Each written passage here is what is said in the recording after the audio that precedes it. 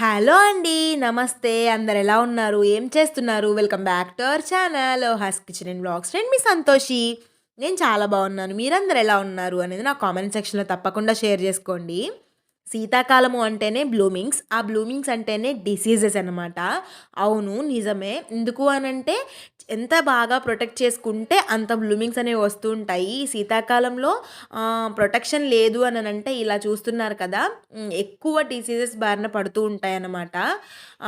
ఎక్కువ వాటిల్లో పేనుబంక అనేది చాలా ఎక్కువగా వేధిస్తున్నటువంటి సమస్య. ఇదొక మొక్కకొచ్చింది అనంటే పక్క మొక్కకు సోకడం చాలా త్వరగా సోకుతూ ఉంటుంది. కాబట్టి దీన్ని ప్రైమరీ కండిషన్‌లో ఉన్నప్పుడే కొంచెం కొంచెంగా వస్తున్నప్పుడే చేత్తో నలిపేసి తీసేస్తూ ఉండాలి. లేదు అనంటే ఏదో ఒక వాటర్ స్ప్రే చేస్తే చాలా వరకు కంట్రోల్ అయిపోతుంది. లేదు అననంటే అంతవరకు టిప్స్ కట్ చేస్తూ ఉండాలి. ఇవి లేత లేత ఆకులల్లో ఎక్కువగా చూస్తూ ఉంటాము. దాని లోపల ఉన్నటువంటి సారం అంతా కూడా పీల్చేసుకొని నిర్జీవం అయిపోతుందనమాట మొక్కంతా. ఇంకా దాని కణజాలం ఉంటుంది కదా! ఆకుల కణజాలం మొత్తం కూడా తినేస్తుంది. అక్కడ బాగా పట్టేసుకొని ఉంటుందనమాట ఆకుని చూస్తున్నారు కదా! ఇంకా ఫ్యూచర్‌లో మొత్తం కూడా ఆకులన్నీ మలుచుకొని పోయి ఇంకా మనకు పూలు కానీ, ఫ్రూట్ ప్లాంట్స్ అయితే ఫ్రూట్స్ కానీ ఇంకా ఏమీ రావనమాట. కాబట్టి దానికి స్టార్టింగ్ స్టేజ్‌లో నలిపేయనన్నా నలిపేయాలి. లేదు అననంటే ఇలా ఏదో ఒకటి స్ప్రే చేస్తూ ఉండాలి. వీక్లీ ట్వైస్ అనేది చేస్తే కొన్ని రోజుల్లో మనం తగ్గుముఖం పడుతుందనమాట. చూస్తున్నారు కదా! నేను ఒక హాఫ్ బకెట్ వాటర్ తీసుకొని దాంట్లో ఏదైనా ఒక లిక్విడ్ డిటర్జెంట్ యాడ్ చేసుకుంటున్నాను. ఇంకా సోడా అనమాట ఇది. వంట సోడా ఉంటుంది కదా! అది. దానివల్ల ఏంటి అననంటే మనం దాని పైన వేసినప్పుడు ఆ కాండం మీద పైనుంచి పొంగుతూ జారిపోతుందనమాట కిందికి ఇంగువ. దీనివల్ల ఏంటి అననంటే ఘాటు ఉంటుంది కదా! ఇంకా నీమ్ ఆయిల్ కూడా అంతే. ఈ రెండిటి వల్ల ఘాటు వల్ల అవి ఉండలేక చిన్న చిన్నగా రాలి పడిపోతాయన్నమాట. మనం వాటర్ స్ప్రే చేసే విధానం కూడా చాలా ఫోర్స్‌గా చేసుకోవాలి. నేను చూపిస్తానిప్పుడు. ఎలాగో నేను స్ప్రే చేస్తున్నా కాబట్టి దీన్ని మొత్తాన్ని కూడా మిక్స్ చేసుకొని మీరు వాటర్ పైనుంచి పోర్ అన్నా చేసేసుకోవచ్చు. లేదు అననంటే స్ప్రే బాటిల్‌లో పోసుకొని ప్రెషర్‌తో స్ప్రే అన్నా చేసేసుకోవచ్చు. ఇలా ట్వైస్ ఏ వీక్ చేశాము అననంటే చాలా ఈజీగా తగ్గుముఖం పడతాయి. ఎందుకు అననంటే మనం స్టార్టింగ్ స్టేజ్‌లో చూసుకోకపోతే పక్క మొక్కకి ఈజీగా పట్టేసుకుంది అననంటే మళ్ళీ వదలడం చాలా కష్టమనమాట.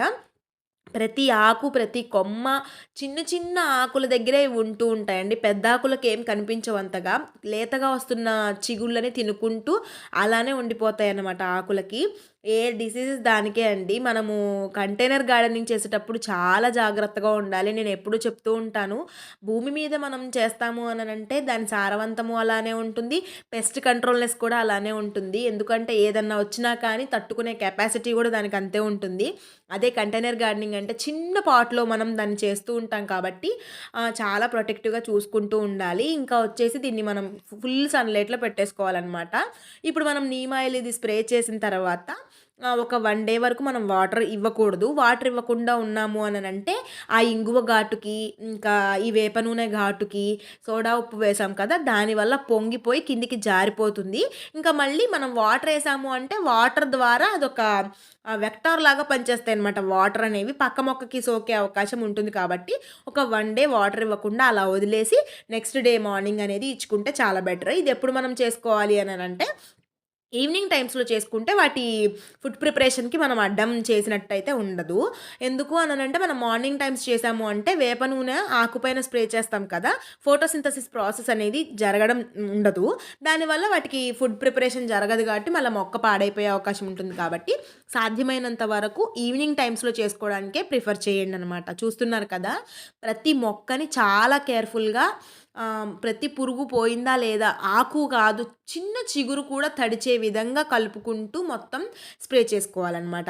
ఇలా చేసి వీక్లీ ట్వైస్ చేయండి. ఖచ్చితంగా రిజల్ట్స్ అయితే ఉంటుంది. మరి వీడియో నచ్చిందా? వీడియో నచ్చితే తప్పకుండా లైక్ చేయండి, షేర్ చేయండి, కామెంట్ చేయండి, సబ్స్క్రైబ్ చేసుకోవడం మర్చిపోవద్దు.